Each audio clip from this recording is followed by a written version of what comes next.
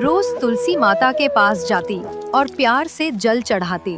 जब भी वो तुलसी जी को सींचती तो बड़ी श्रद्धा से कहती, हे तुलसी माता, सत की दाता, मैं तेरा बिरवा सींचती हूँ, मुझे बहू दे, पीले रंग की धोती दे, मीठा ग्रास दे, बैकुंठ में वास दे, अच्छी मौत दे, चंदन का काठ दे, अच्छा राज दे, खाने को दाल भात दे और 11 के दिन कृष्ण का कांधा दे।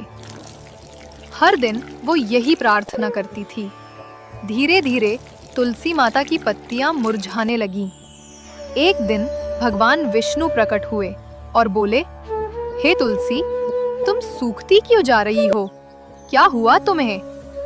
तुलसी माता बोली, हर दिन एक बुढ़िया आती है और अपने मन की कई मांगे करती है। मैं उसकी सब बातें पूरी कर सकती हूँ, लेकिन वो कहती है, कृष्ण का कांधा दे। प्रभु, अब ये मैं कैसे दूं? भगवान मुस्कुराए और बोले, हे तुलसी, चिंता मत करो। जब वह बुढ़िया मरेगी तो मैं स्वयं आकर उसे कांधा दूंगा। तुम उसे ये बात कह देना। कुछ समय बाद वह बुढ़िया माई सचमुच चल बसी। पूरा गांव उसके अंतिम संस्कार के लिए इकट्ठा हुआ। लेकिन जब लोगों ने उसकी अर्थी उठाने की कोशिश की तो वह हिली तक नहीं। वह इतनी भारी हो गई कि किसी से उठाई नहीं जा रही थी। गांव के लोग हैरान थे। ये तो बड़ी भक्ति करने वाली थी, पूजा पाठ में लगी रहती थी, फिर इसकी अर्थी इतनी भारी क्यों? तभी एक वृद्ध ब्राह्मण वहां आया। असल में वही भगवान श्री कृष्ण थे, भेष बदलकर। उन्होंने पूछा, ये कैसी भीड़ लगी है? लोग बोले, बाबा, एक बुढ़िया मर गई है, ये बड़ी पापिन रही होगी, तभी इसकी अर्थी नहीं उठ रही।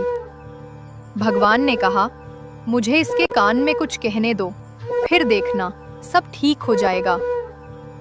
भगवान बुढ़िया के कान के पास गए और बोले, माई, अब तू अपने मन की कर ले।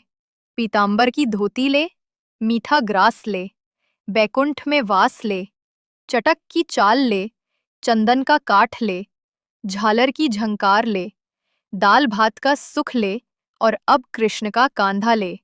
जैसे ही भगवान ने ये कहा, बुढ़िया की अर्थी हल्की हो गई। सब लोग आश्चर्य में रह गए और भगवान स्वयं उसके शरीर को कांधा देकर श्मशान तक ले गए।